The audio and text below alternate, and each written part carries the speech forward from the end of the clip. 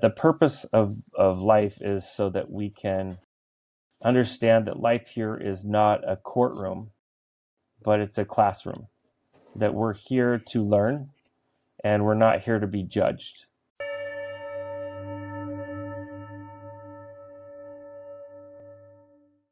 Hello, Vinney. Thank you very much for being a guest on About Freedom Show. Yeah, it's absolutely my pleasure. I'm excited to be here today. I would like to talk about what happened to you 25 or 20 years 25, ago. Yeah, 20 years 20 ago. years Yeah. ago. Yeah. Yeah. I was 25, 20 years ago, and I ended up aspirating, and I was discovered in a bathroom. And when they discovered my body, they attempted resuscitation, but they weren't able to get the body resuscitated. So they put it in a bag and took it away to go turn the body into a medical examiner. And that's when this godsend of a rookie, this rookie medic, he felt something tell him that this one wasn't dead. So he went ahead and attempted resuscitation even further, and he was actually able to get the heart to start back up. And that essentially is what gave me my experience. I feel that if the rookie hadn't taken that step, then I wouldn't be here for sure. I would be gone for good, and I'd probably be a lot happier because over there is actually quite an awesome place. But I'll tell you, it was an amazing experience. I got to spend 3 days in heaven while I was dead, and then I was resuscitated. My body was still in a coma, so for 3 days I was in a coma, and I got to really experience a beautiful thing, and got to experience what our real existence is, and not the existence that religions teach us, but our real existence. And it was quite beautiful, quite amazing. This is so interesting, but can you just elaborate a little bit how it happened? You were with a friend of yours, you were taking some kind of. Yeah, so we were bodybuilders, me and a buddy of mine. We were both into amateur bodybuilding. We weren't on any type of big circuit or anything, but we were working towards that. We were working out every day. He was training others how to build muscle, and he was training me at the same time as we were just building our muscle mass every day. And we found this supplement back then. It made it so you could work out your same group of muscles every day, and get quick growth, so that, and it was all natural. It was not using any type of stimulant or steroids. So it was quite popular, and because it was accepted by the bodybuilding circuits, a lot of people were using it back then. And we couldn't find it at any of the normal stores that you would buy supplements. It was sold out everywhere. So we decided to go online, and we found a company in Thailand. And this company in Thailand, what we didn't know is what they were selling was a pure solution. And what we were buying in the United States was a 95% water and only 5% purity solution. So the stuff we were buying here in the States was substantially watered down compared to the 100% solution. Well, we got this bottle of the pure solution, and we each drank a bottle cap, just a single liquid bottle cap. And right away we knew that something was way off with this. It was very different than the American stuff. And we started to feel ill, and had this weird idea that, hey, maybe if we go get something to eat, that's going to help us feel better. And so we proceeded to go down to a Dairy Queen, and barely made it into the parking lot. My buddy who was driving, he was starting to doze off consciousness, and I was shaking him awake as we pulled into the actual Dairy Queen restaurant. And I exited immediately, and went directly into the bathroom that was right by the front door. And I went in there and I locked the door just out of habit. It was a single use bathroom. So just out of habit, I locked that door. Meanwhile, my buddy, he went in the restaurant. He collapsed on their closest booth to the front door. He collapsed there and started to vomit. And a manager saw that and called 911. They called emergency services and got an ambulance there just for him, and took him away. But nobody saw us come in together. Nobody saw that we were together.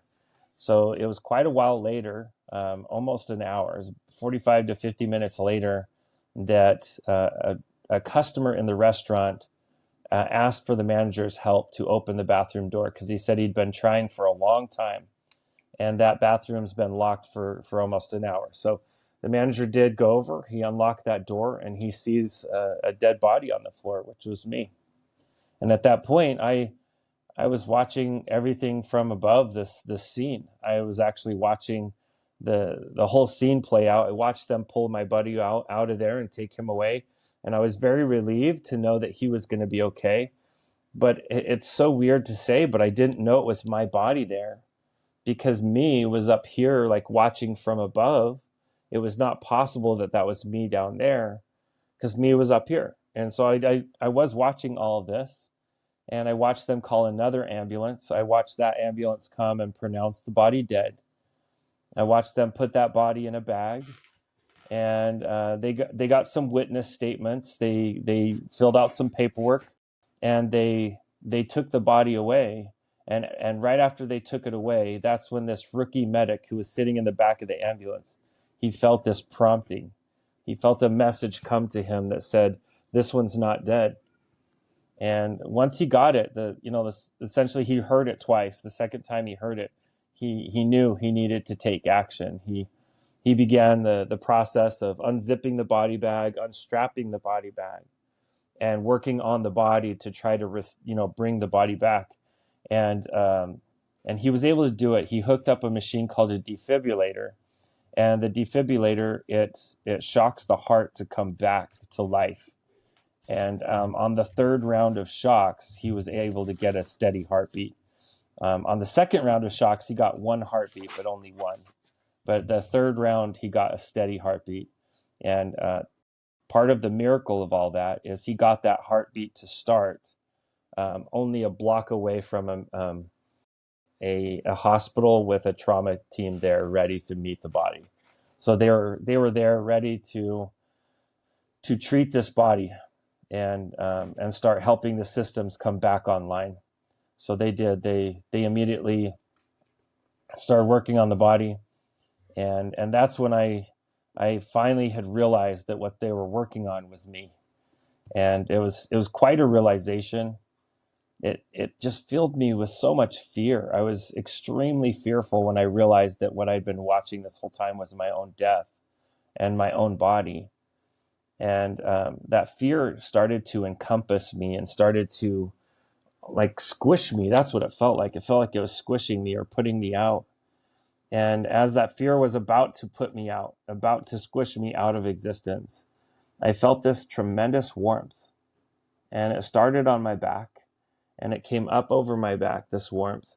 And it started to overtake me with this feeling of love, unconditional love that there's nothing I could do to not get it, and there's nothing I could do to get more of it. It's just this all permeating love started to flood over me. And I recognized it was coming from behind me, so I turned around and I saw this gentleman. He was all dressed in white, and he had like a white suit on, but also like a white robe thing over the top of the suit. And he approached me, and he helped me understand that his name was Drake and that he was my guide. He was going to help me go wherever I wanted to go. And he explained that he could literally take me anywhere in the universe. And I said, well, I want to go wherever he's from. I opted to go where he came from. And he said, well, I came from your home, and where you came from and where I come from is the same place. So I said, let's go there. Let's go to our home. And so we began this journey. We began this crazy journey of making our way home, making our way into this place called home. And it was quite profound. I thought for sure, being raised Christian, that I could just go there. I could just quickly let's go to heaven. And he said, no, I have to understand some things. I have to really raise my love energy to be able to go there. And so I began that process. It was a process, but I was able to do it and able to get it done. It was through the help of Drake, though. He really helped me through that process of understanding what this life is about, why we're here on Earth.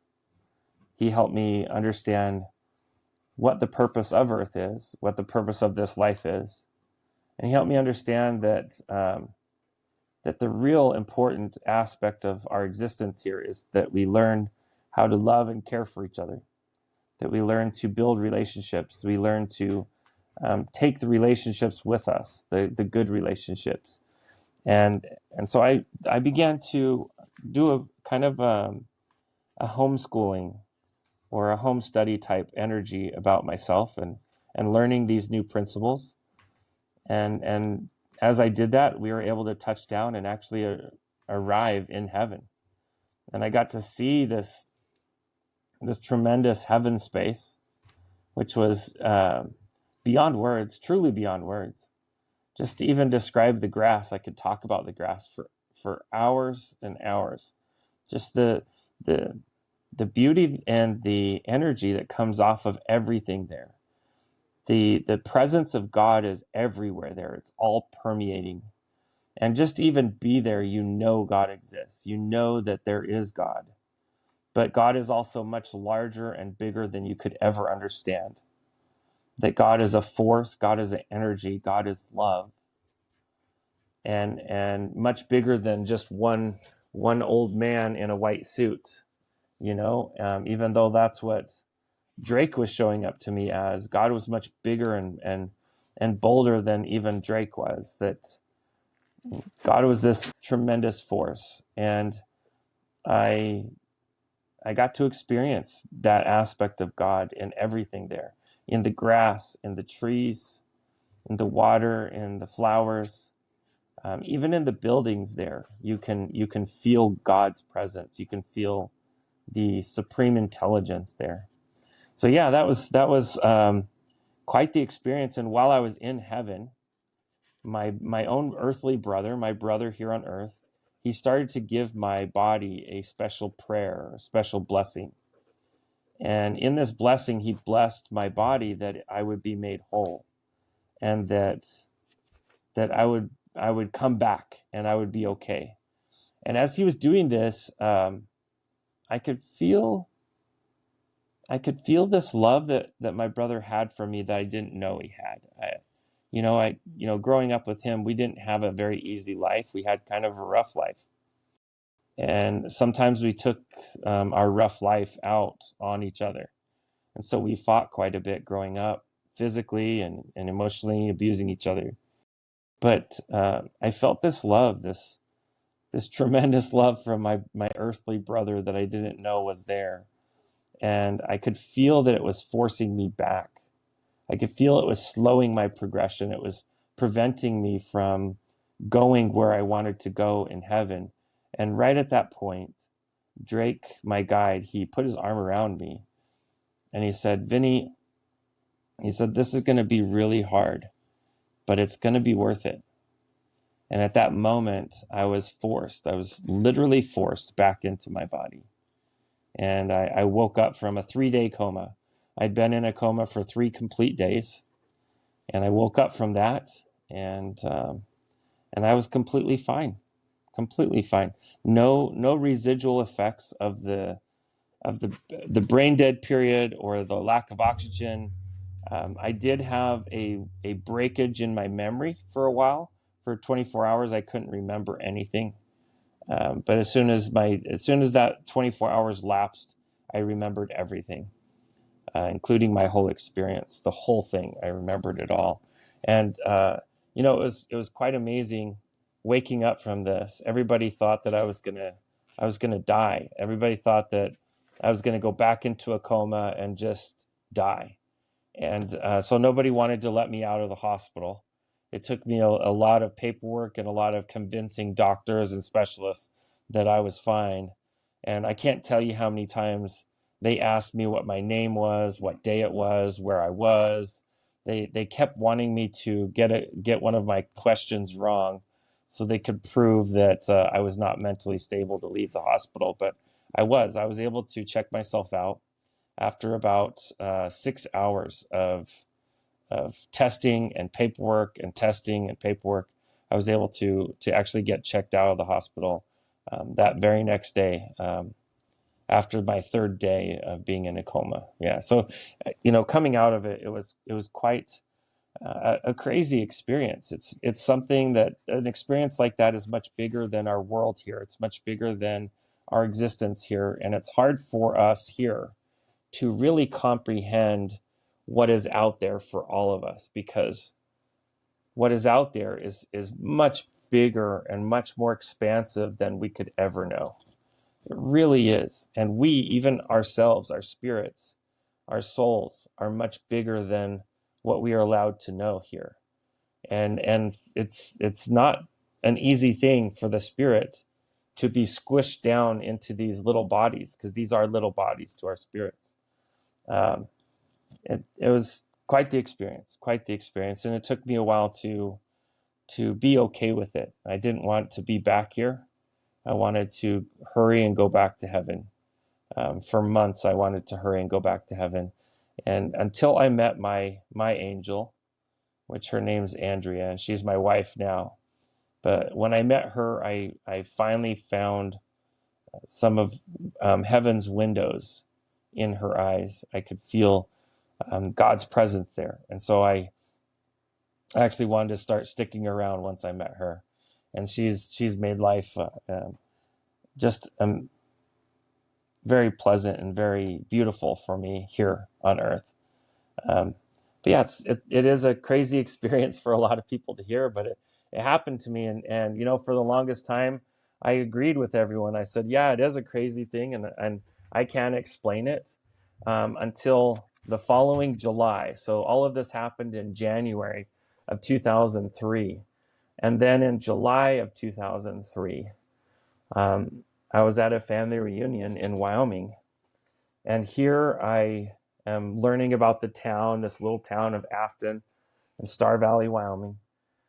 And I learn about some of the founders of the town and some of the first clergy, the first leaders of church in that area. And up comes this picture of this guy. And Andrea, she saw it first. She said, "Hey, that's your guide. I think that's Drake." And I wasn't paying attention. I was reaching over and I was grabbing something, and I turned to say, "That's not Drake." And as I turned and I looked at the actual image, I went speechless. I froze. And I knew without a shadow of a doubt that man that I was beholding was Drake. But the hard part was, it didn't say his name was Drake. It said his name was Charles. And so I recognized his last name in the image. It said Kazare. And I recognized that my grandmother was a Kazare. So I went directly to her. From there, we went directly to her, and I asked grandmother, "Can you tell me something about Charles Kazare?" And her exact response was, "Oh, you mean great grandpa Drake? He's famous." And so she even knew he went by Drake. And what it was is his official name was Charles, but everybody who knew him as Drake. That was his personal name, his friendly name, his family name. And so, she grew up learning and hearing about him. He was famous in the Kazare line as being a great impactor, somebody who made some great difference and some great change for people in his era. But it was a beautiful confirmation for me that here is a man that I didn't know, that I never saw his face once in my life, and that he came out of my experience to be a real being, a real person who had a real life here on earth.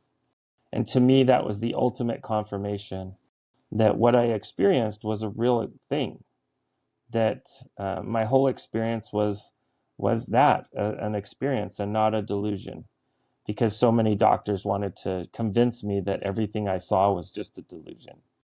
And they can't explain that.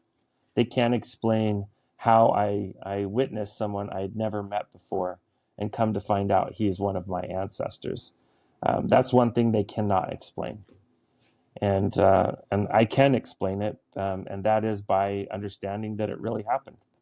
That's the only explanation that makes sense is that it really happened. And so at that point, from that July forward, I had to accept that everything that I saw and experienced was real.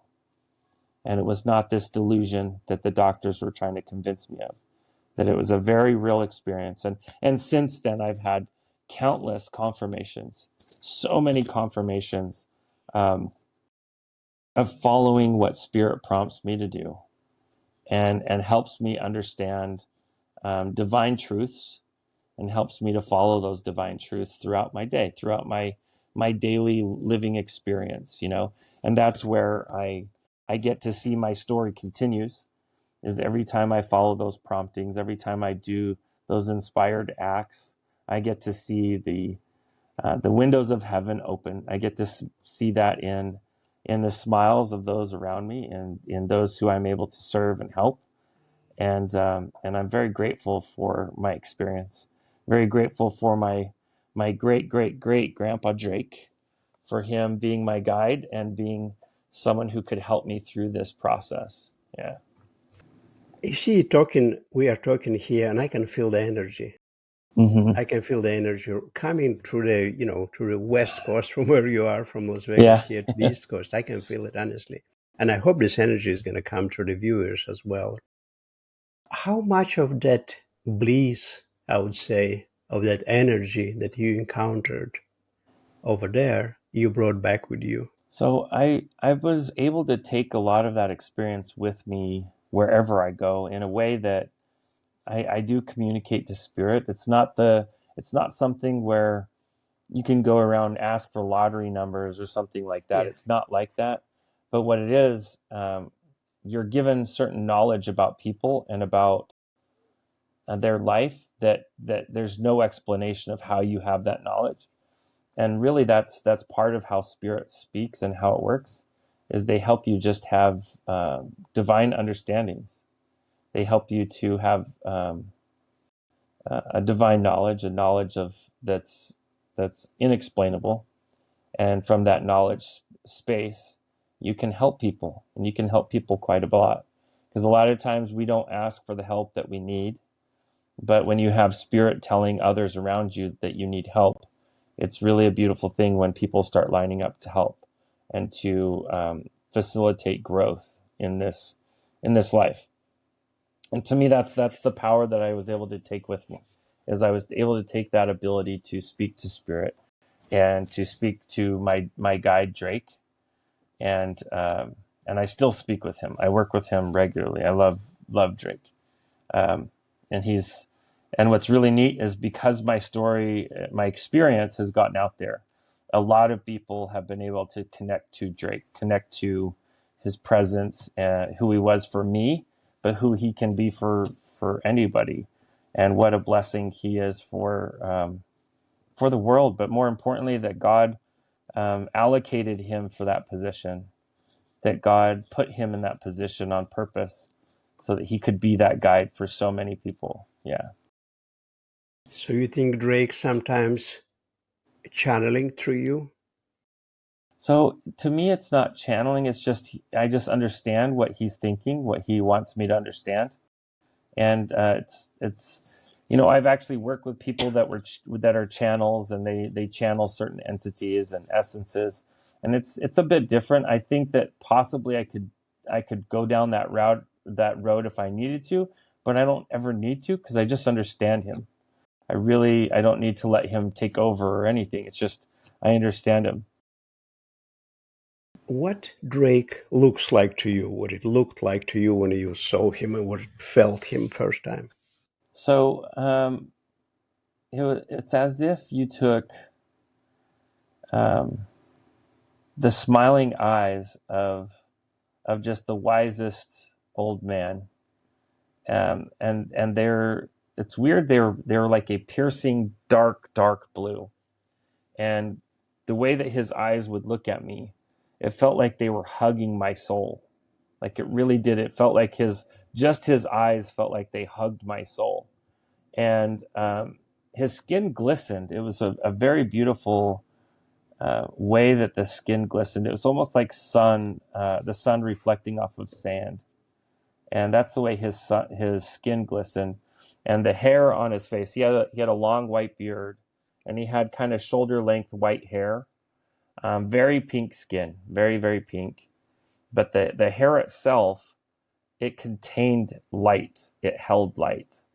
So just to even look at him, you would behold power, and you would know it's not his power. It's a power he contained, that he held, but it wasn't necessarily his power. And I think that was the power of God, the love of Yeah. God that I was experiencing through him. Yeah. What are the key lessons you learned after crossing over to the other side? So one of the first things I learned, that the purpose of life is so that we can understand that life here is not a courtroom, but it's a classroom, that we're here to learn, and we're not here to be judged. That sometimes we mistake learning as an opportunity to be graded, and that's not what it's about. We're here to learn to master our thoughts. We're here to use the power of our thoughts to create, and we're here to create relationships and create um, good essences with our efforts. So, when we can create good things with our efforts, we're essentially playing out the path of life. That's what we're here to do. Is we are here to build. We're here to create, and most importantly, love is the greatest power in the universe. But we can't feel love until we can truly be authentic. Once we can be truly authentic with ourselves, and understand authenticity is not doing something authentic. It's allowing yourself to receive authentically as well as be authentic. And for me, I was helped to understand that I needed to peel away all the different masks that I allowed myself to wear. And I did have a lot of masks. I didn't realize I did, but I did. I had a certain mask that I wore when I was doing construction, a certain mask I'd wear when I would make movies and TV. I would wear a certain mask when I was with my family or with my parents. And then with a girlfriend, I'd wear a different mask. And so I had all these different masks, and I needed to peel all of them away and realize what was beneath all of them. And until I could truly be authentic, then I couldn't authentically love anyone else or receive love. So authenticity is fundamental and foundational for us to be able to feel and give love. If we can't feel love, we can't give love. So if we're not authentic, we can't truly love anyone until we're authentic.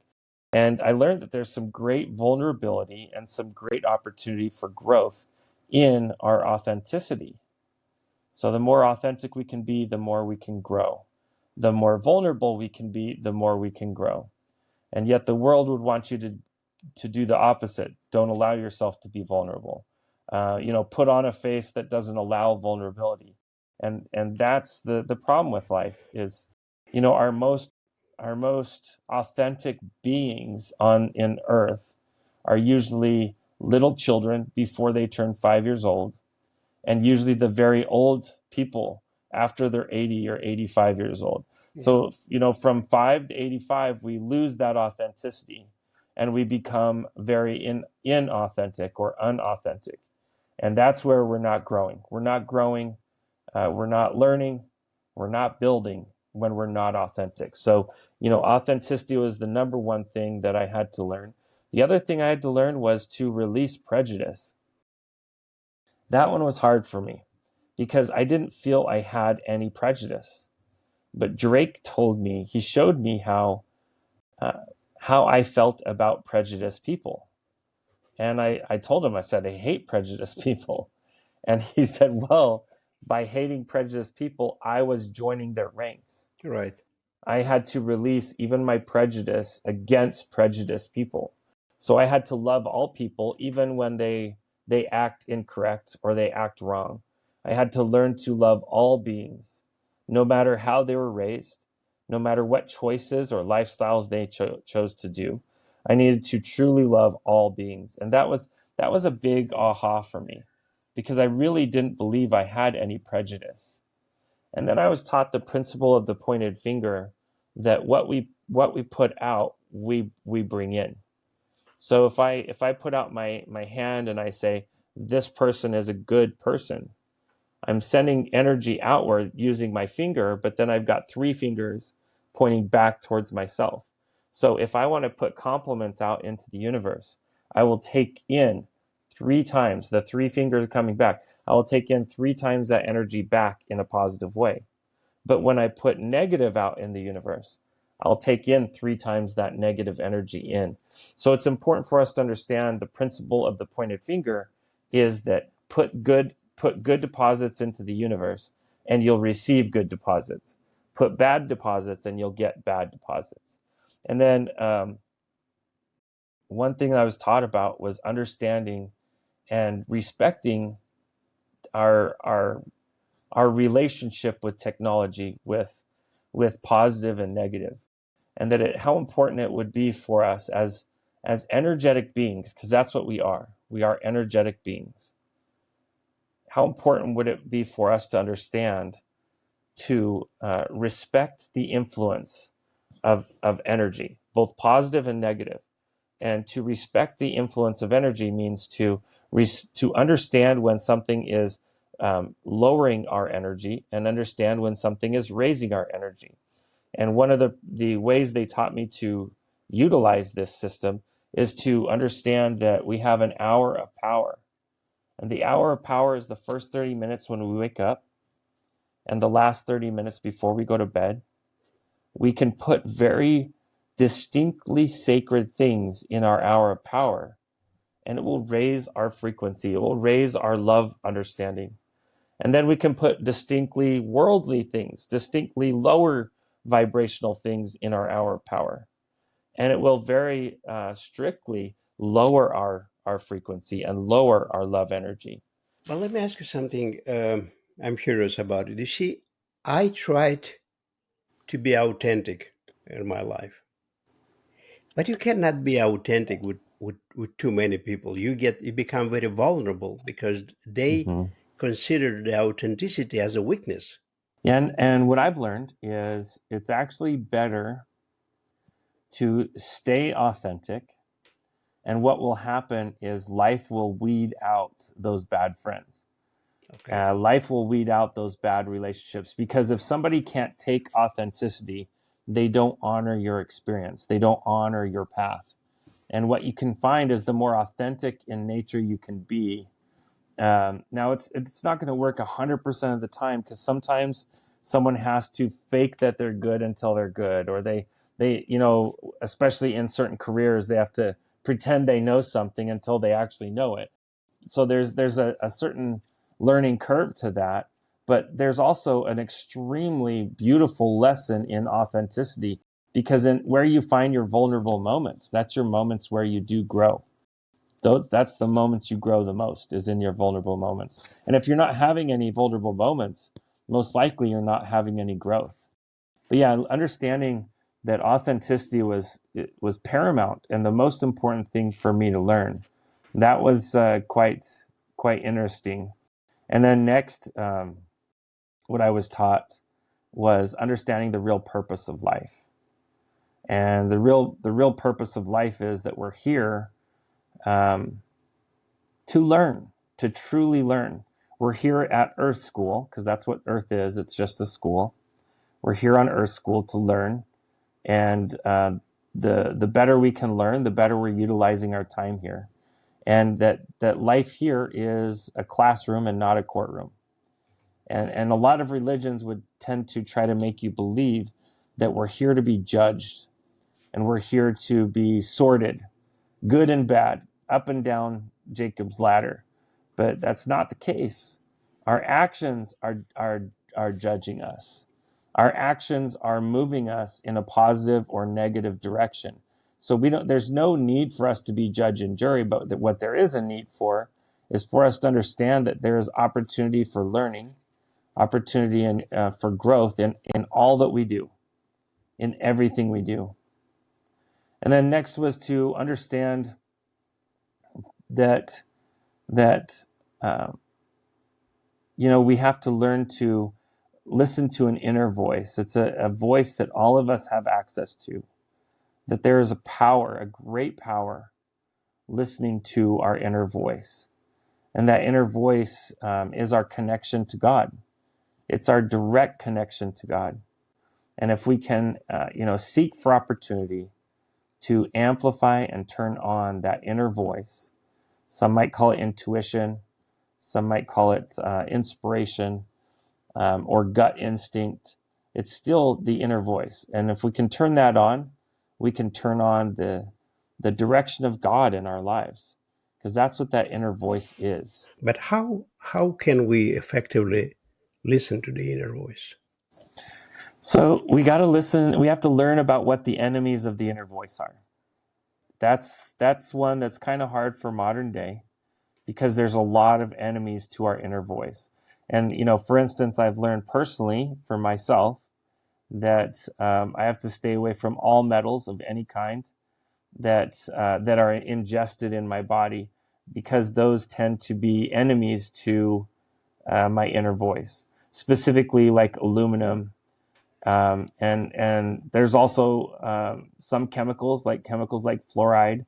They tend to be an enemy towards the inner voice. And that seems really weird, I know, but when you actually go look at the science behind the first time fluoride was used on mankind, and you look at what that was used for, you understand how it's an enemy to the inner voice. It's an enemy to that inner intuition. And then, of course, for me personally, I choose to be vegetarian/vegan. And I choose that because I feel that from my experience, there is tremendous value in every life, including the life of animals. But I'm not one to sit here and ever judge someone else, ever, for Yeah. eating animals, for being a butcher, whatever. I'm never going to be that person to judge someone else for that. But for myself, I choose to be vegetarian, vegan, and it's an energy thing for me. I I personally believe, as a Christian, there'll be a time when the lamb lays down with the lion. And when that happens, that means the lion is going to stop eating the lamb. That means that mankind will stop eating the animals as well at that point. So to me, I'm taking the action early. I'm making that choice early, and it is an energetic thing for me. It turns my inner voice on stronger to be a vegetarian or a vegan than it does to just be a regular meat eater, And I've done both. I've done many years of both. And so I've got a good history, a good knowledge, and ability to know what works for me and what doesn't work for me. And for sure, when I eat little to no meat at all, I have a stronger connection to spirit than when I'm eating meat. And there's certain aspects of processed grains that your body treats them kind of like meat as well. So there's certain grains I stay away from. I stay away from GMOs. I stay away from a lot of highly processed grains, because same thing, it affects my body like meat. It makes it so that my spirit connection is not as strong. But again, this is a personal choice. I've found it works really good for me to eat as natural as possible. So as close as you can find the food on earth naturally, that in its natural condition, that's the best way to eat it as a Yeah. human. And I've also learned from some amazing people called breatharians. And breatharians, they don't eat. They truly don't eat, ever. They don't drink water, and they don't eat. A lot of scientists try to say that that's not possible, but there's breatharians that have gone years without eating or drinking. And I can tell you, it's not some trick. It's not, they're not sneaking sips of water while they're sleeping. Like, this is a real lifestyle, and that our minds, if they're put in the right position, can be much stronger than the matter of our body. And that's what I've learned from the breatharians, that we can really gain tremendous energy from breathing, and from consciously breathing, and consciously utilizing the energy centers of the body to funnel and amplify any existing energy that's there. So yeah, that's just part of the 10 steps that I learned. I also learned that we've really got to watch the influence of energy around us. That means that if we're spending some of our free time with games or with entertainment, we need to double check. We need to body check those games and entertainment, and ask ourselves, is this entertainment of any kind, is it raising my frequency of love or lowering my frequency of love? And if you're not sure, it's 100% lowering your frequency of love. And so, utilizing our knowledge of what's good for us and what's bad for us, don't allow what's bad for you around you, and put good things around you, things that amplify and strengthen your spirit connection, amplify and strengthen your love connection to your own family. These are the things you want to put around you. And if you don't have a lot of those things, then start a short list. Start a short list of what does amplify you, that does lift you up. For some, it might be scripture or holy writings. It might be music or songs. It could be serving others. But find those things that really help you connect to the divine, and put those things around you all the time. And that's going to strengthen your connection to the divine. As simple as that. And then, I'd said before that the hour of power is a strict thing that if we could all understand it and follow it, we can all, right there, a simple little choice, we can have a stronger connection to God and to the Spirit, the light and love of God. And, the hour of power is the first 30 minutes when we wake up and the last 30 minutes before we go to bed. Put something positive there. Put something that really raises your love energy, raises your love frequency. And then you will see that you are framing your day. You're choosing to frame your day in positive energy. But if you allow in your hour of power something negative, or maybe news, or maybe stocks, or financial numbers, or you allow maybe the score of the local teams, if you're putting sports or you're putting these other things in your hour of power, you're now framing your day in something completely opposite of light, and it's something more towards just mortality, just the energy of mortality. And that's not going to help you in any way. It's only going to distract you. And that's sometimes what people do. They use their hour of power for distraction and not for programming. But we can do it. We can use our hour of power to program positive influence in our lives. And then, releasing prejudice. We talked about that a little bit there. That was a big part of it. I had to learn to love all beings, even prejudiced people. I need to love, and that I couldn't even have prejudice against prejudiced people, because if I did, I was joining their ranks. But essentially, those are the principles that Drake taught me, that I had to learn, I had to embody for me to get to that heaven space. And they've stuck with me. I still follow those 10 principles today. And it's not something that, I pull out the 10 principles every day, but I make sure that I continually take steps to follow what I learned from my experience. Yeah. What do you think about alcohol in moderation? Well, there's two aspects of alcohol. There's the effect on the body, and then there's the effect on the spirit. I can tell you that when alcohol is used in even the smallest amounts, it has little effect initially on the spirit. But the more it's used, like let's say one drink, you have one natural alcoholic drink.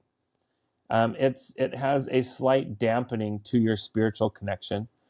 By the time you have your second drink, you've kicked a door open. And the second drink is what kicks the door open.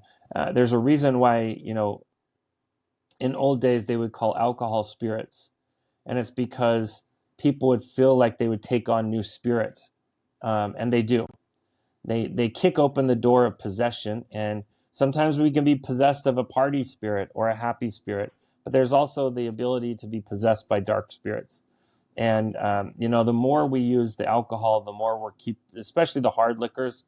After about your third drink, you've pretty much kicked that door wide open, depending on who you are. And with your average person, it's not something that I choose to do. In fact, I'm more than 22 years sober. I choose personally not to indulge in any type of alcohol myself. And I've noticed that a lot of people in the spirit industry, where they work and speak to spirit regularly, they do the same thing. They don't drink. They might drink maybe once or twice a year at the most, but it's very, very rare that they'll ever drink. And if they do drink, it's just one or two drinks. So it's something that I always ask someone, because I've had friends my whole life that they drink every day, and and when I work with them, I do a deep dive with them. I help them understand what the energy they're trying to deal with, that they're drinking every day. And many times it's a locked up emotion. It's a locked up energy or a locked up trauma that's not being dealt with. And because they're not dealing with it, that's what makes them want to drink every day. That's what makes them want to erase the day every day. And so when working with somebody, I can help them get into that trauma and release it, let it go. And now all of a sudden the desire to drink is gone. So to me, it's more than culture. It's more than habit. Many times it's us trying to deal with our trauma of the past. And for myself included, that's what it was for me.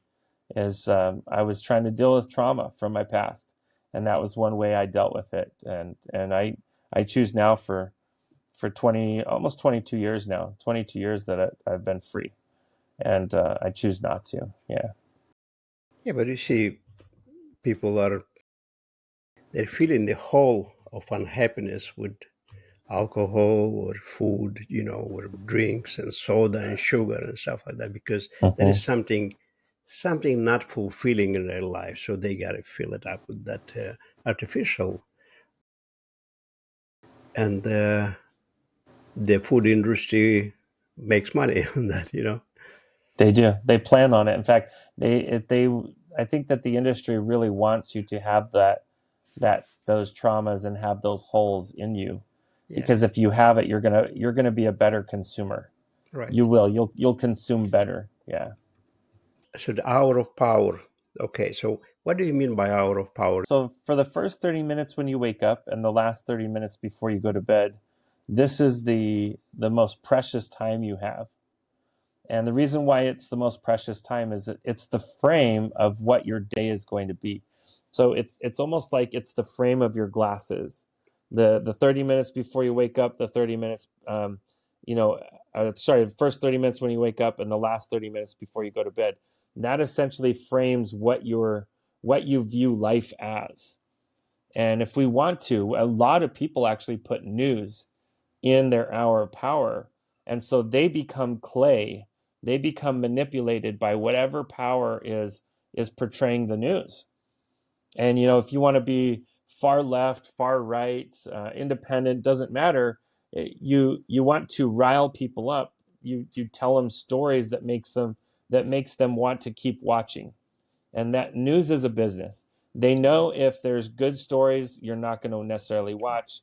You watch longer, and you keep it on for the bad stories. And they know that. So they do give us bad stories constantly. And if you're starting your day with bad stories, you're ending your day with bad stories. You start to believe the whole world is bad. And think about that. Many of the people who believe that the entire world is going to hell in a handbasket, they believe that because they watch the news every morning, and they watch it before they go to bed. They believe everything that they watch on the news, or most of it. But I'll tell you, there's people that are extremely happy every day. And these people who are happy every day, they don't watch the news at all, most likely. If they do watch it, they'll watch it here and there, but it's not even something they tune into on a regular basis. They Yeah, really honor their hour of power. I can tell you I'm guilty of that too. I watch news too because I'm from Moldova and Ukraine. The Ukraine war is just next door. So I'm Yep. always watching, I like to see what's going on over there. It's pretty amazing to see, all these news agencies, they wouldn't exist if they were only telling the truth, the true truth, they wouldn't exist. So what they do is they tell their version of the truth. And their version of the truth keeps you feeling that the world's about to end and you need to keep watching. Especially right now when everybody has his own channel on YouTube, there is like a billion different versions of the truth. Oh yeah, absolutely. Yeah. And that's why you need that intuition. You need that Right. inner voice. That inner voice is going to help you know what is really true. Yeah. So after this experience, you feel all the time that you are not alone. Correct. Yeah. Do you feel Yeah. only Drake, or do you feel sometimes No, more I feel a guides? team. I feel a team of guides with me at all times. Now, that doesn't mean that I don't feel alone. There will be many times where I feel alone, but I know I'm not alone. I know at any point that I'm never alone, that none of us are, that we have, guides, we have ancestors, we have loved ones, we have angels around us. Um, but the angels specifically, it's important for us to ask for their help. It's Okay. important for us to knock on their door. They'll open up. They'll help us with whatever we want help with. But we're never alone. Never at any single point, and ever are we alone. And if we would do a little bit of breath work, a little bit of meditation, we can connect to the energies that are around us. We can connect to our guides, connect to our guardians, connect to those spirits that are around us everywhere. Yeah. The least we can do is not poison our bodies or minds. Yes. If you only Yes. eliminate that, I think 50% you're already succeeding. Absolutely. And what's cool is as you eliminate the negative energies in your life, you give room for the positive energies to start showing up. Right.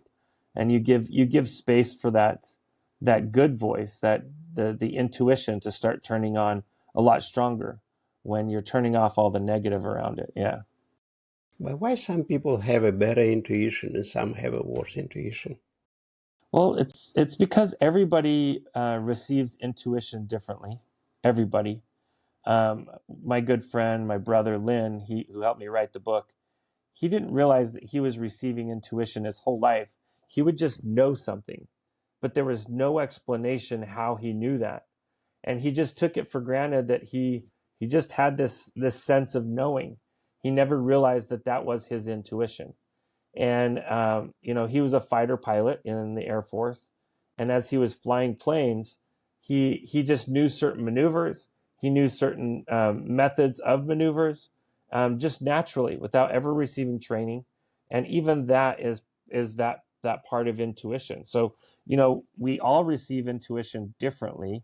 One doesn't necessarily have it stronger than the other. It's just we get it exactly how we're supposed to have it.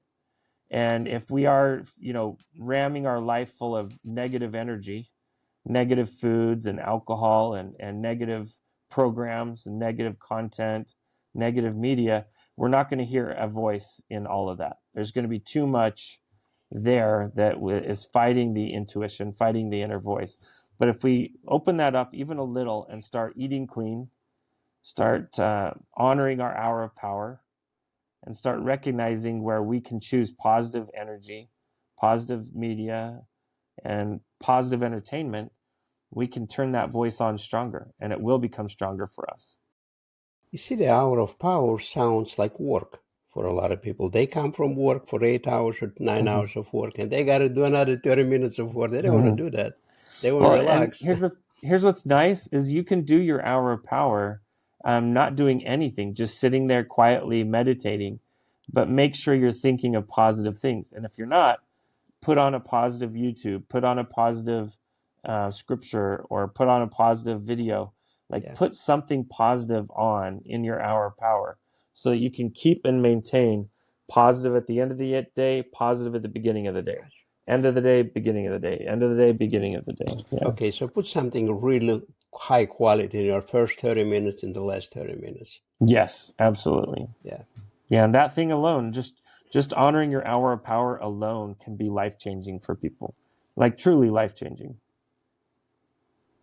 You mentioned meditation, and it's not only your meditation, it's all around right now. You're saying that meditation, you don't have to sit and breathe for 30 minutes. You just can listen to something positive for 30 minutes or just Yes. look at the tree, at the Yep. birds.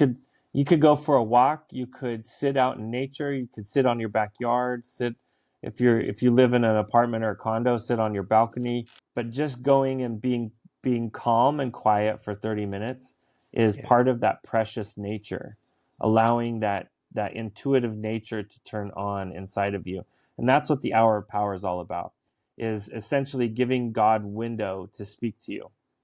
Because too many times in life we pull up to the drive-through window with God and we order our meal and then we just drive straight home. We don't even stop to pick it up. And it's important for us to give God space to give us what we ask for. And that's what the hour of power can be for us.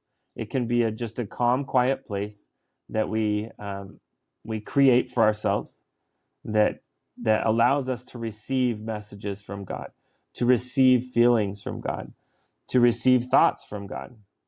I had a period of my life that I was spending a couple hours a day, at least a couple hours a day outside, just sitting outside.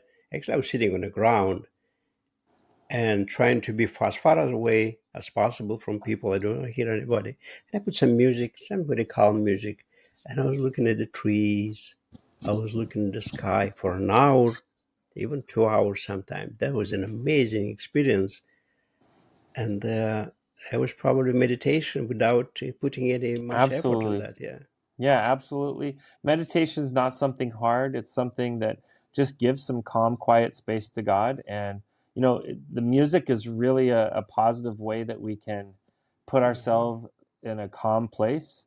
So put yourself on some really calming music. I know um, I myself will sometimes meditate to like jazz music or to smooth instrumental music, Yeah. piano music. Hmm. Other times I just want it completely silent. I want to immerse myself in nature and in the sounds of nature. So sometimes I do both, but the important thing is to give yourself that hour of power, give yourself that time, and God shows up in that space. Definitely, God shows up in that space. Yeah, I noticed the older I get, the more I want to be with the nature. I don't want to be in the city. I don't want to be in all this Yeah. noise. I want to be with nature. Yep. Let me ask you a question about that. It's the name of my show, about Freedom Show. What is the word freedom mean to you? Freedom is something that we all have, no matter where we're born, no matter where we live. We have the freedom to think the way that we want to think. And one of my favorite books is Man's Search for Meaning by Viktor Frankl. And he helps us understand in that book that even if we are living in a prison camp, that we can choose to think the positive way, that it's all about seeing your glass as half full and never seeing your glass as half empty. That no matter what, no matter how you see the glass, it doesn't change the level of the glass. But if you see the glass as half full, you'll always be grateful for everything you get.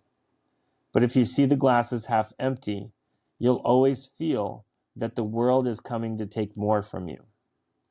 And that's what it's all about, is freedom to me is the ability to choose how I see everything. And I choose to see the glass is half full, that we are given tremendous opportunity in this life to love and support each other, to love and care for each other, and to build even more relationships of trust and love as we grow, as we learn in this world. And that to me, freedom is the ability to let my consciousness step beyond this world and let my mind go into deep meditation. And that's something that I could do anywhere.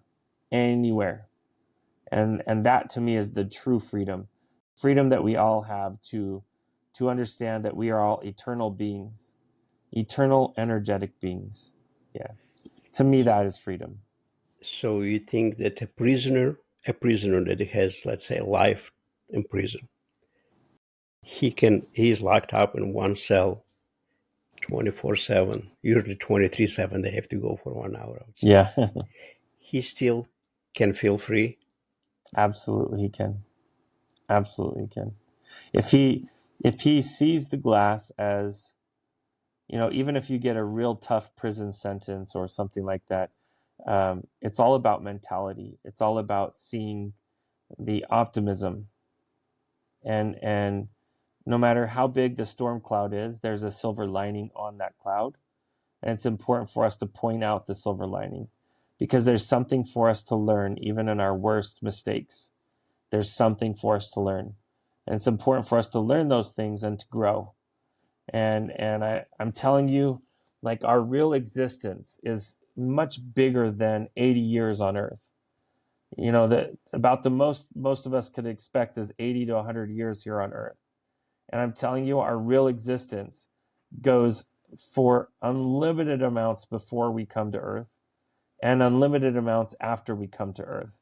So, to look at our real scheme of life, to look at the eternities and see that life on earth is the tiny little grain of sand out in the cosmos. That is our existence on earth. It's important for us to understand that our freedom goes far beyond what any limitations this earth can throw at us.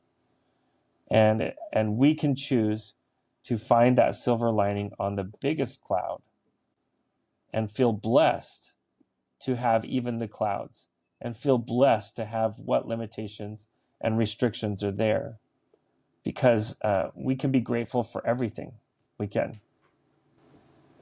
Do you have that point in your 10 principles, gratitude? Yes, the attitude of gratitude is very much a part of the 10 principles. It's not its own principle, but it's layered in there for sure. It's all about having an attitude of gratitude. Yeah. Right. I learned that from, I read a book. This is about the same time when I was sitting in meditation, looking at the clouds. I was reading a book, Conversations with God by Neil Donald Hmm. Walsh, the first Yeah. book. And it's amazing. The first couple pages, I think it's in the introduction somewhere, it says that be grateful in advance. There's some great power in that. Yeah, he basically talks about gratitude. The whole book is mainly the main Mm. theme is gratitude. And That's awesome. it has power, you're right. It has a lot of power if you only turn your mind away and say, okay, let me find a couple of things which I can be grateful right now for. And you can Yeah. always find something. Yep. Absolutely. You can find something. I'm so thankful that you came in my show. And I want you to tell my audience where they can find more about you, about your work. Yeah. I know you have a book. So I have a book. It's called The Light After Death, and they can purchase the book online on Amazon, on Kindle, on Audible. They can also get it on my website, thelightafterdeath.com. And then I do have a nonprofit. My nonprofit is called Living God's Light, and I do a lot of different things through my nonprofit. One of which is I do coaching, I do meaningful conversations, I do healing sessions where I help people heal themselves, and it's a fun process. It's really an adventure each and every session, and that's all lined up through my nonprofit, which is called livinggodslight.com. Again, that's livinggodslight.com. Yeah. And do you have a final message for my audience? If I could leave anything with your audience, it would be this: that if you could really see through God's eyes how important you are to God, you would see that there is a divine masterwork name put on every single one of you. That you are divinely a masterwork of God. You are divinely important and precious to the Creator.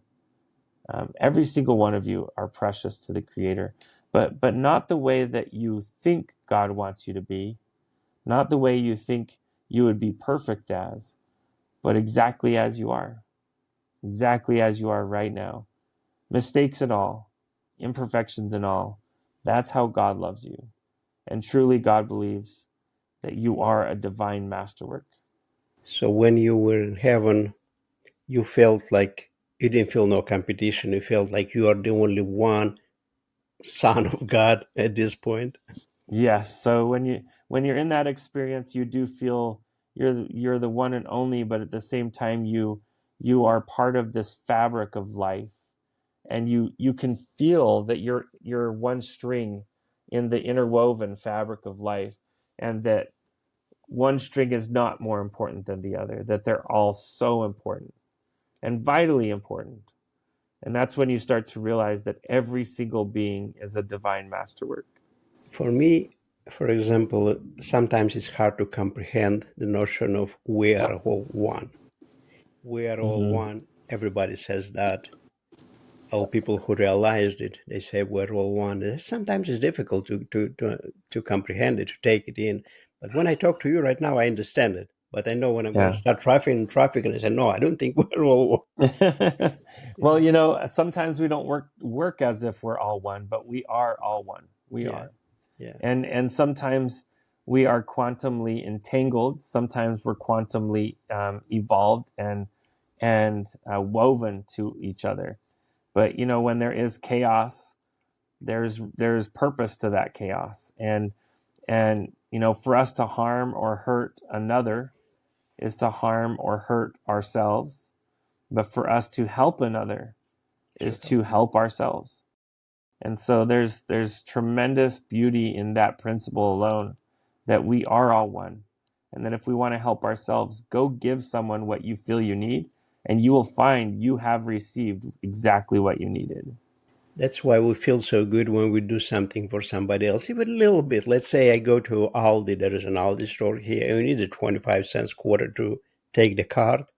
Oh yeah. And when you give it to somebody else, say, hey, take the card, they're so grateful for that. It's only 25 Yeah. cents, but it's a good investment in your own journey. It is. Yeah, it Absolutely it feels good. is. Yeah. Yeah. Well, with this, my friend, I would like to thank you again. And I was delighted to have this conversation. Yeah, absolutely my pleasure. And thanks for having me on your show. I really love shows like this are a beautiful thing that we can put in our hour of power. I can feel It's a it. I way. can feel it. Yep.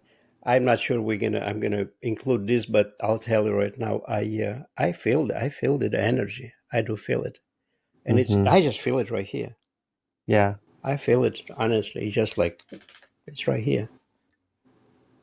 Yeah, it's real. Yeah, It's it feels real. real, my friend.